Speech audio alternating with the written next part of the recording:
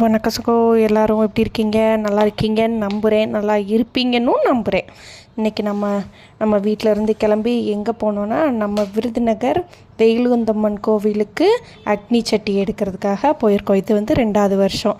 ஆதிரா வயிற்றுக்குள்ளே 7வது மாதமாக இருக்கும் போது வேண்டின நேர்த்திக்கடன் இது. எதுக்கு வேண்டினேன்னா, 7வது மாதம் அப்போ நம்மளுக்கு ஒரு மூட் ஸ்விங் இருக்கும், ஒரு ஹார்மோனல் சேஞ்சஸ்ஸு, சடனாக சென்சிட்டிவ் ஆயிடுவோம், சடனாக கோவப்பட்டுருவோம், சடனாக அழுதுருவோம், அப்படி எல்லாமே சடன் ரியாக்ஷன் நடக்கும்ல. அதே மாதிரி ஒரு சடன் ரியாக்ஷனில் நான் கோச்சிட்டு எங்கள் அம்மா வீட்டுக்கே போயிட்டேன். இப்போ நினச்சா நம்ம அப்படிலாம் இருந்தோமா அப்படின்ற மாதிரி இருக்குது. அந்த மாதிரி போய் ஒரு பெரிய சண்டை, எக்ஸ்ட்ரீம் சண்டை. ஆனால் அது நான் நம்ம ஃப்ளைட் வீடியோவில் சொல்லியிருப்பேன்ல, ஒரு கேரக்டர், அந்த கேரக்டர் தான் அதை ஸ்டார்ட் பண்ணி விட்டது. ஆனால் ஏன் பெண்களே எதிரியாக இருக்கீங்கிறத எனக்கு புரியவே இல்லை. நானும் அப்படி இருக்கேன்னா நான் நிறைய தடவை யோசித்து பார்த்துருக்கேன். ஆனால் நான் பொறாமப்படுவேன், ஒத்துக்கிறேன். பொறாமை கேரக்டரு கண்டிப்பாக எல்லாருக்குமே இருக்கும், எனக்கும் இருக்குது. ஆனால் நான் அதுக்கடுத்து அந்த ஜஸ்ட்டு செகண்டில் நான் என்னோடய மைண்டை எப்படா மாற்றணும், இப்படி நம்ம ஒரு ஃப்ளோவில் போகக்கூடாது, பொறாமை நம்மளையே அழிச்சிடும்னு சொல்லிட்டு எப்படியாவது மைண்ட் டைவர்ட் பண்ணி கொண்டுட்டு வந்துடுவேன்.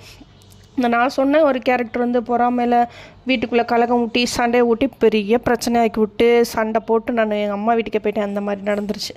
ஸோ போயிட்டு அடுத்து வரும்போது என்னென்னா, எனக்கு கரெக்டாக ஸ்கேன் டே புதன்கிழமை ஸ்கேன் பார்க்கணுன்னு சொல்லிட்டு ஸ்கேனுக்காக வந்தப்போ ஸ்கேனில் பார்த்தா குழந்தையோட ஃபேஸ் தெரியவே இல்லை. குழந்த முதுகு தண்டோட மட்டும்தான் தெரியுது, ஃபேஸ் ஐடென்ட் ஆகலை அப்படின்னே சொல்லிகிட்டே இருந்தாங்க.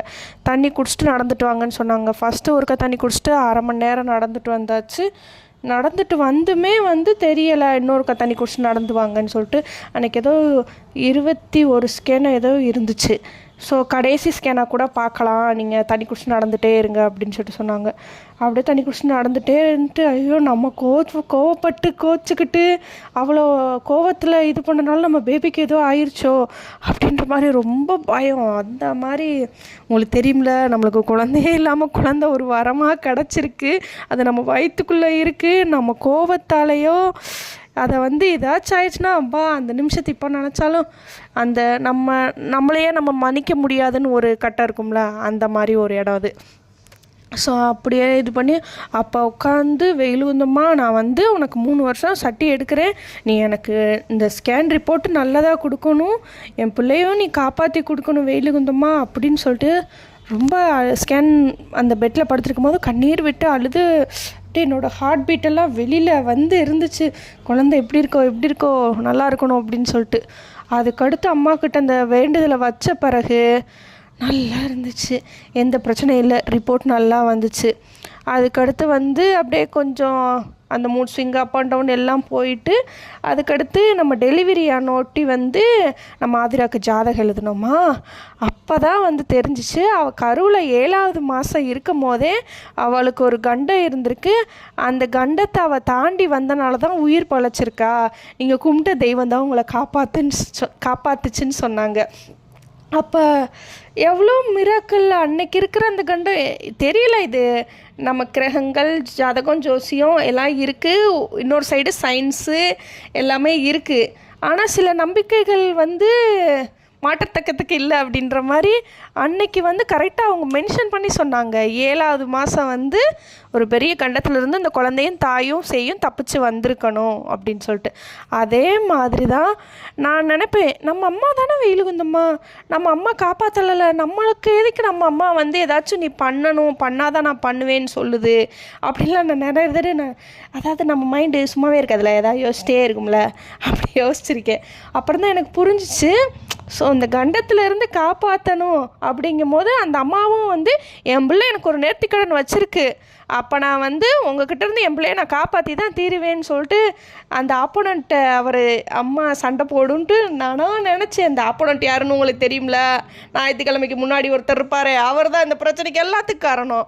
ஸோ அவர் பண்ண இதுதான். அதுக்கடுத்து தான் அப்படியே ரியலைஸ் ஆச்சு.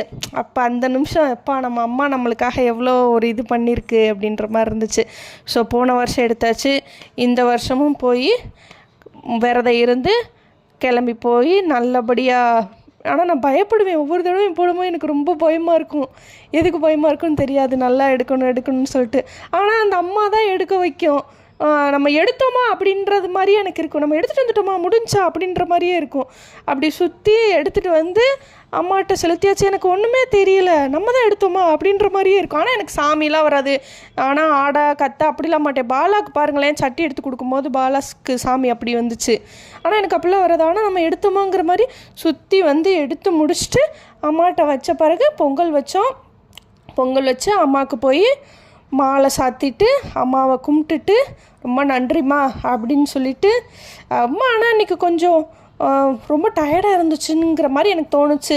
நிறையா வரங்கள் கொடுத்தனால டயர்ட் ஆகிட்டோமா அப்படின்னு சொல்லிட்டு வெளியே வந்து நம்ம வச்ச பொங்கலை மக்களுக்கு எல்லாம் கொடுத்துட்டு நம்ம ஊருக்கு வந்தோட்டி வானம் கருக இருக்க இடி இடிக்க அழகாக மழை பெய்ய ஆரம்பிச்சிருச்சு. அப்படியே நிறைவாக இருந்துச்சு. சரி, அம்மாவும் மனம் குளிர்ந்துட்டா, நம்ம வீட்டு மாடியும் குளிர வச்சுட்டா அப்படின்னு இருந்துச்சு. ரொம்ப ரொம்ப நன்றி வேலுந்தம்மா, நீ இல்லைன்னா நான் இல்லை, நீ தான் எல்லாமே எனக்கு எப்பயுமே.